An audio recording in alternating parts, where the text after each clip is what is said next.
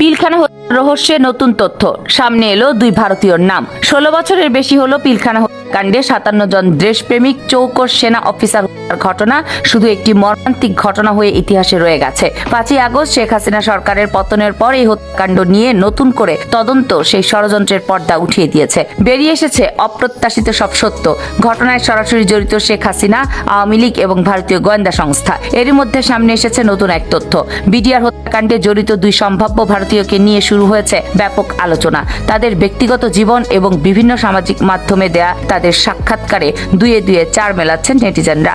প্রথম জনের নাম লক্ষণ Singh, x Indian army soldier parent regiment, Assam rifle, x NSG commando, যে রতে এএফও পদে এজেন্ট হিসেবে চাকরি করেছেন বহুকাল। শুধু তাই নয়, লক্ষণ সিং ইসরায়েলের মোসাদ থেকে একজন ট্রেন্ড অপারেটিভ।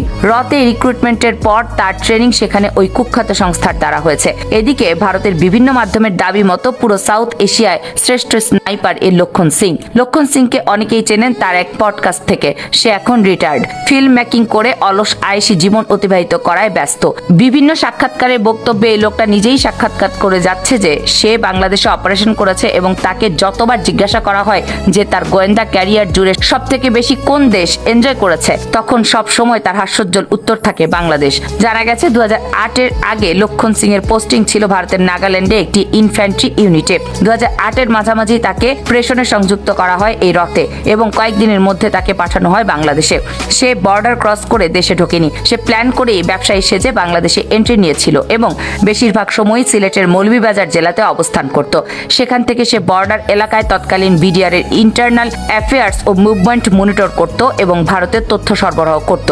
জানা গেছে তৎকালীন বিডিআর এর ইন্টেলিজেন্স শাখার কাছে তথ্য ছিল যে এই অঞ্চলে প্রতিবেশী দেশের কিছু গোয়েন্দা অপারেট করছে এবং যার ফলে সেখান থেকে অতর্কিত টহল ও রেডের সংখ্যা বেড়ে যায়। গোয়েন্দাদের কাছে ইনফরমেশন ছিল যে এই লোকটি স্থানীয় পতিতালয়ে তার ইনফরমার সার্কেল তৈরি করেছে এবং সেখানকার দেহ ব্যবসায়ীদের দিয়েই সে বিভিন্ন সেন্সিটিভ তথ্য সংগ্রহ করত। একই সাথে লোকাল আওয়ামী লীগ নেতাদের হ্যানি ট্র্যাপের মাধ্যমে ফাঁসিয়ে নিজের সোর্সের কাজ করত ব্ল্যাকমেলের মাধ্যমে।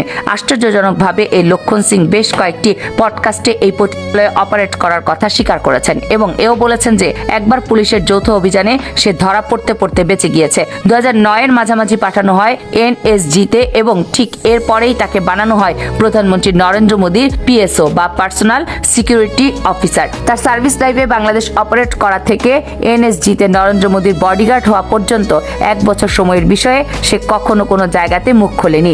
তবে এটা সব সময় বলে যে সবচেয়ে বেশি এনজয় করেছি বাংলাদেশে। আর সে যে সময়টাতে বাংলাদেশে ছিল তা হলো 2008 থেকে 2009-এর মাঝামাঝি। এবার আসি দ্বিতীয় জনের কথায়। নাম রণদীপ রামেশ, তৎকালীন দ্য গার্ডিয়ান পত্রিকার সাউথ এশিয়া করেসপন্ডেন্ট। তিনি সেই ব্যক্তি যে আমাদের বিডিআর এর তৎকালীন ডিজি শহীদ মেজর জেনারেল শাকিল সাহেবের নিহত হওয়ার খবরটি সবার আগে ফ্ল্যাশ করেছিল ভারতীয় মিডিয়াতে। যখন মিডিয়া তো দূরের কথা, আমাদের আর্মি গোয়েন্দা সংস্থাগুলোও জানতো না যে ভিতরে কি হচ্ছে।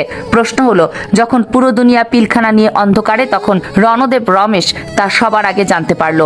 তাও আবার আমাদের মিডিয়ার সাথে কোনো রকম ইনফরমেশন শেয়ার না করে ডিরেক্ট ইন্ডিয়া মিডিয়াগুলোর থ্রুতে নিউজ করলো যে director general of India major general Shakil has been killed. এটা আর কোনো সুস্থ মানুষের বুঝতে বাকি থাকে না যে কোনো আওয়ামী লীগ সরকার ও হাসিনা তাদের পতনের আগ পর্যন্ত কাউকে এই বিষয়ে আওয়াজ তুলতে দেয়নি। কেন দেয়নি সুষ্ঠু তদন্ত ও বিচার হতে? ভারতীয় আধিপত্যবাদের চাষ করে ক্ষমতা টিকিয়ে রাখার এই জঘন্য চর্চা যদি না হতো, তাহলে হয়তো দেশের 57 জন বীর সন্তান আজও জীবিত থেকে দেশকে সামনের সারি থেকে নেতৃত্ব দিতে পারত। বিশ্লেষকরা বলছেন ভারতীয় গোয়েন্দারা সব সময় বাংলাদেশের গভীর থেকে অপারেট করেন, যা পিলখানা হত্যাকাণ্ডের পর তা আরও বৃদ্ধি পেয়েছে।